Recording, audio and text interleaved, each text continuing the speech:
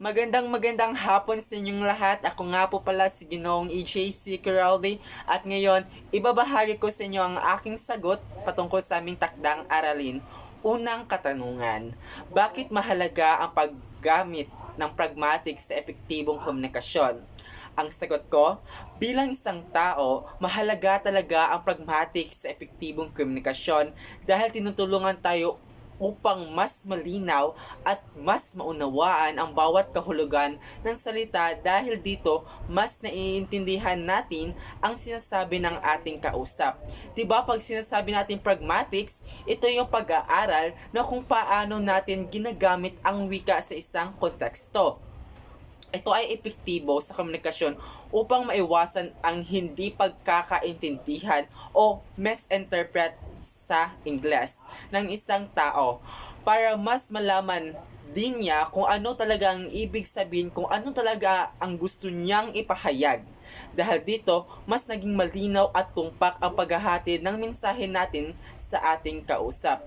Lagi natin tandaan, mahalaga ang pragmatics sa komunikasyon para mas maintindihan natin lalo.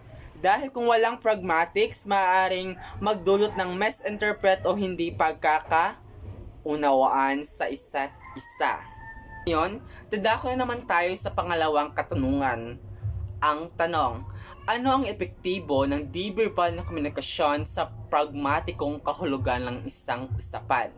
Ang sagot ko po, bilang isang mag-aaral na nagpapakadalubhasa sa wikang Filipino, pag sinabi natin di-verbal, ito yung galaw ng katawan, ekspresyon ng mukha, at tono ng boses. Dahil dito, malaking epekto nito sa pragmatikong kahulugan ng isang usapan.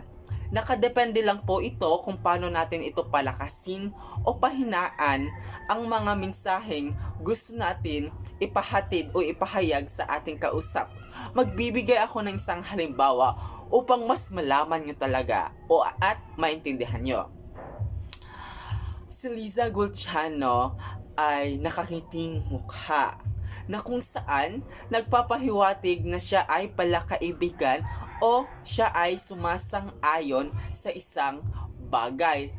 Ngunit kung kapag si Golciano ay nakasimangot at nakataas ng ganito, maaaring di siya sang-ayon o di kaya galit siya sa isang tao. Kung gagamitin natin ito sa tono ng boses, pag si Liza Golciano ay gaganito siya, ano ba?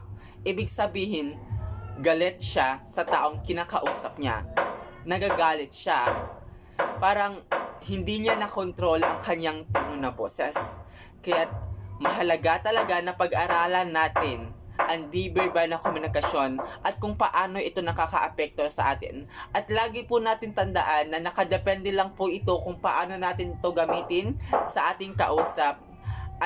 At naway marami kayong natutunan sa video nito at maraming salamat po.